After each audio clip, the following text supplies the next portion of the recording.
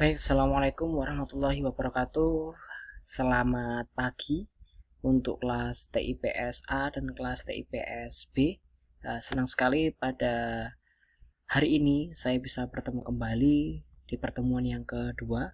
Seperti janji saya sebelumnya bahwa pada pertemuan kedua ini masih akan saya yang akan melaksanakan presentasi, ya. Baik, bagaimana semua kabarnya? Sehat ya? Baik, saya harapkan semua dalam keadaan sehat walafiat dan juga tetap semangat dalam mengikuti perkuliahan bahasa Indonesia pada mata kuliah yang saya ampu ini. Baik, pada pertemuan yang kedua ini saya akan membahas tentang mata kuliah bahasa Indonesia. Seperti sebelumnya, pertemuan pertama saya memberikan tugas kepada mahasiswa untuk mencari informasi tentang apa itu mata kuliah bahasa Indonesia, kemudian apa itu bahasa Indonesia sendiri, tujuannya mempelajari apa, gitu ya. Sudah saya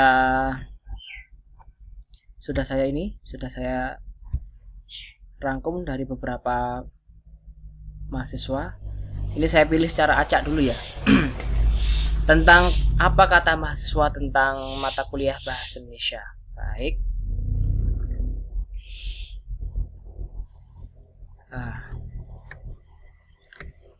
Menurut Hayati, bahasa Indonesia ialah bahasa kebanggaan warga negara tanah ibu pertiwi yang menjadi bahasa resmi dan bahasa persatuan publik Indonesia. Sedangkan bahasa secara umum ialah sistem lambang bunyi, ujaran yang digunakan untuk komunikasi oleh masyarakat pemakaian. Mengapa mahasiswa itu diharuskan belajar bahasa Indonesia? Karena dengan belajar bahasa Indonesia, mahasiswa diharapkan dapat belajar bersikap dan bertutur kata dalam bahasa yang baik pada saat kegiatan belajar dan mengajar. Kenyataan ini membuat adanya peningkatan dalam penyebarluasan pemakaian bahasa. Terima kasih Hayati untuk kelas A. Selanjutnya dari Arif Maulana. Bahasa Indonesia adalah bahasa resmi Republik Indonesia dan bahasa persatuan bangsa Indonesia. Bahasa Indonesia adalah bahasa yang berasal dari bahasa Melayu yang tumbuh dan berkembang dari zaman dulu yang dipakai sebagai bahasa perhubungan dan perdagangan. Oke. Bahasa Indonesia adalah bahasa kebanggaan masyarakat bumi pertiwi. Baik, sangat menarik sekali ya dari Hayati dan juga Arif Maulana kelas TIPS A dan kelas TIPS B. Berikutnya dari Nurul Afifah. Apa kata mahasiswa? Menurut Nurul Afifah kelas B, bahasa Indonesia adalah rangkaian bunyi yang dihasilkan oleh alat manusia secara sadar. Bahasa Indonesia menurut adalah suatu sistem yang mengutarakan serta melaporkan apa yang terjadi pada sistem saraf. Bahasa Indonesia adalah suatu sarana perhubungan rohani yang teramat penting dalam hidup bersama. Baik, ini untuk Nurul Afifah. Kemudian Ahmad Taufiqul Hidayat. Bahasa Indonesia adalah bahasa resmi Republik Indonesia dan bahasa persatuan bangsa Indonesia. Tepatnya sehari sesudahnya bersamaan dengan mulai berlakunya konstitusi di Timur Leste. Mengapa mahasiswa diharuskan belajar bahasa Indonesia? Alasannya saya tahu betapa pentingnya sebuah bahasa dalam kehidupan sehari-hari. Bahasa Indonesia adalah bahasa resmi. Baik, kemudian dari keempat pernyataan tersebut, mana Pak yang benar? Ya, keempat-empatnya benar, tapi perlu adanya penambahan atau kelengkapan informasi. Di sini saya akan menambahkan yang pertama adalah terkait pengantar terlebih dahulu ya.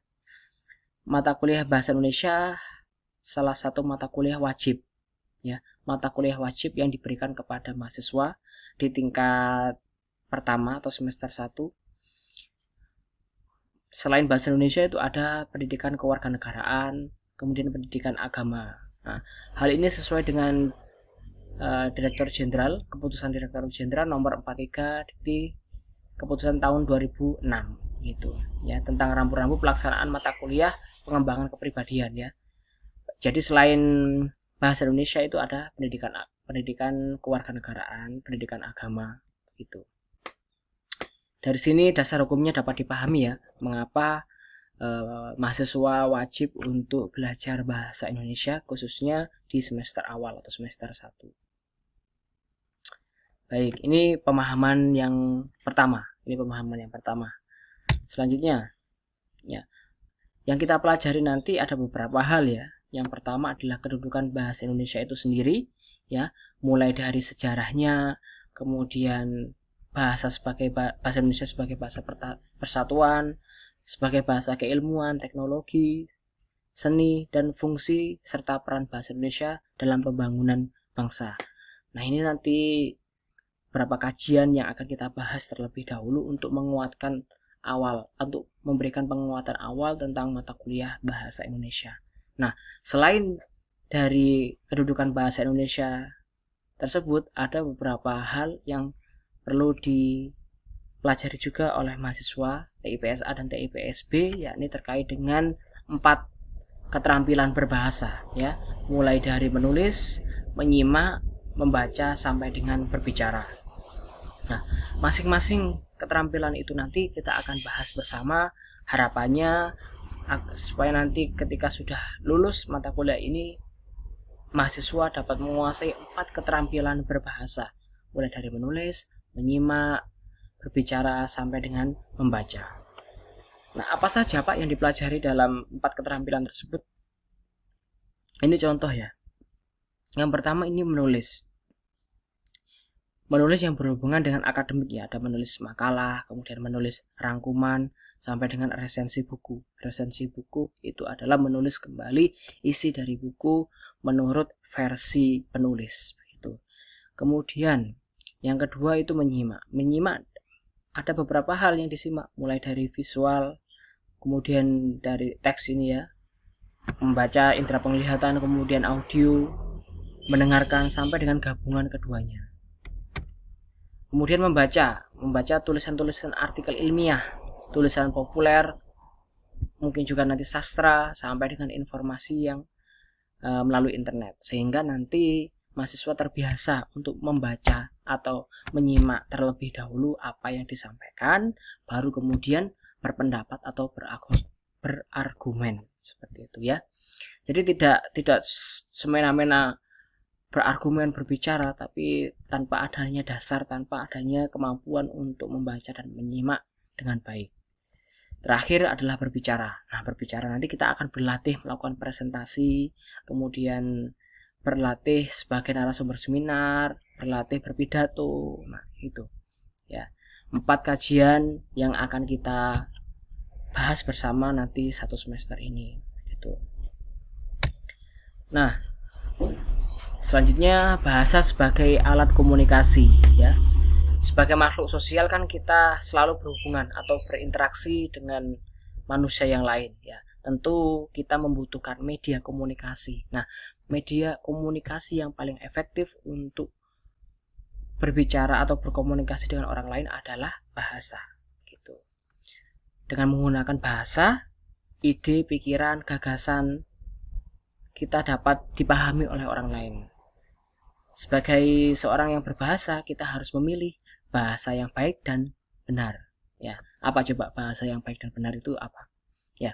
Baik ini sesuai dengan konteks yang kita bicarakan, sopan santun, kemudian bagaimana cara kita bersikap dalam berbahasa, kemudian benar ini sesuai dengan peraturan atau ejaan-ejaan bahasa Indonesia gitu. Nanti kita akan mengenal banyak sekali seperti Kamus Besar Bahasa Indonesia, kemudian buku ejaan bahasa Indonesia, pedoman umum pembentukan istilah.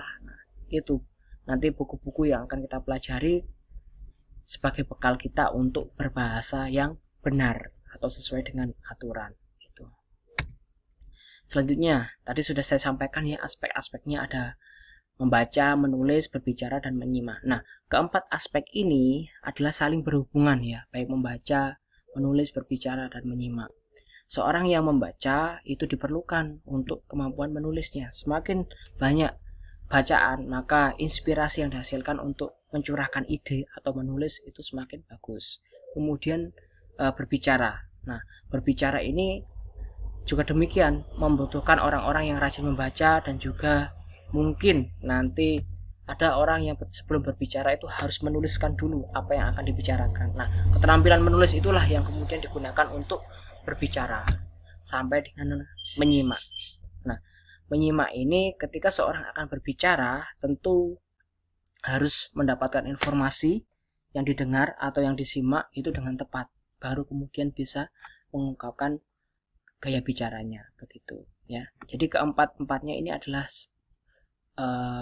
keterampilan yang saling berhubungan, gitu. Baik, keterampilan memahami lambang-lambang, bukan limbing-limbing ya, lambang-lambang tulisan yang diungkapkan seorang penulis melalui sebuah bacaan. Ini adalah kemampuan membaca ya secara visual yang nampak. Itu ada kemampuan tingkat dasar, ada kemampuan tingkat lanjut. Tingkat dasar itu menyuarakan lambang tulisan yang disampaikan penulis apa yang disampaikan, itu tingkat dasar, membaca tingkat dasar. Membaca tingkat lanjut itu sudah taraf pemahaman ya, ada tulisan apa kemudian dapat dipahami, itu membaca tingkat lanjut. Kemudian kemampuan menulis ya adalah mengekspresikan pikiran melalui lambang-lambang tulisan. Kalau yang tadi itu memahami, nah memahami lambang-lambang tulisan, yang ini adalah mengekspresikan pikiran kita dalam bentuk tulisan. Hal-hal yang diperhatikan adalah yang pertama, maksud dan tujuannya itu harus jelas. Pembaca pemirsanya harus jelas, waktunya itu kapan untuk menyampaikan tulisan tersebut. Nah, gitu ya. Kemudian kemampuan berbicara adalah kemampuan mengekspresikan pikiran melalui lambang-lambang bunyi. Kalau ini kan melalui lambang-lambang tulisan yang menulis. Kalau berbicara itu melalui lambang-lambang bunyi, bunyi-bunyi yang kita dengar. Ada berbicara dialog, ada berbicara monolog. Apa perbedaannya?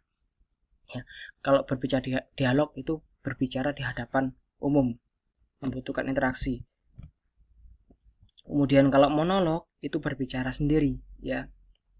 Banyak sekali misalnya pertunjukan-pertunjukan karya sastra yang hanya mengungkapkan gagasan pikirannya dalam bentuk bicara. Misalnya pertunjukan monolog ya, itu tanpa adanya, tidak mengharapkan respon gitu. Kemudian metode yang dihasilkan atau metode yang digunakan untuk berbicara itu ada yang orang bisa tiba-tiba berbicara tanpa persiapan, atau bisa menggunakan naskah, atau hanya ingatan saja. Itu kemampuan berbicara yang perlu kita pelajari bersama gitu, atau pelajari bersama. Kemudian keterampilan menyimak, kemampuan memahami pesan yang diungkapkan pembicara melalui lambang-lambang bunyi. Nah, perbedaan antara menyimak dan mendengarkan apa? Ya, kalau mendengarkan itu kan hanya tidak sengaja pun bisa mendengarkan. Berbeda dengan menyimak yang membutuhkan keterampilan untuk memahami apa yang sudah didengar. Gitu. Baik, mungkin itu saja yang dapat saya sampaikan di awal. Yang pertama harus dipahami ya, ini adalah mata kuliah wajib tadi. Kemudian yang kedua, seberapa pentingnya bahasa dalam fungsi berkomunikasi. Yang ketiga, 4 keterampilan berbahasa yang akan kita bahas bersama tadi yang sudah saya sampaikan ya. Nanti kedepannya akan kita rinci kembali tentang pembahasan 4 keterampilan berbahasa tersebut. Baik, mungkin itu saja yang dapat saya sampaikan. Terima kasih atas perhatiannya. Mohon maaf mungkin ada tutur kata yang kurang berkenan. Insya Allah di pertemuan selanjutnya masih akan saya yang akan melaksanakan presentasi ya. Jadi untuk pertemuan kali ini silahkan diringkas. Kira-kira apa inti yang saya bicarakan? Silahkan tadi kita aplikasikan ya keterampilan berbahasa yang menyimak begitu ya. Tadi kan sudah menyimak apa yang sudah saya sampaikan. Kemudian silahkan diringkas, ditulis tangan tentang apa yang sudah kita pelajari. Poin-poin pentingnya saja itu. Nanti saya akan berikan tautan khusus yang digunakan untuk mengunggah atau mengupload tugas pada pagi hari ini atau siang nanti untuk kelas B. Mungkin itu saja, mohon maaf dan terima kasih. Jaga kesehatan, salam ke keluarga. Saya tutup. Assalamualaikum warahmatullahi wabarakatuh.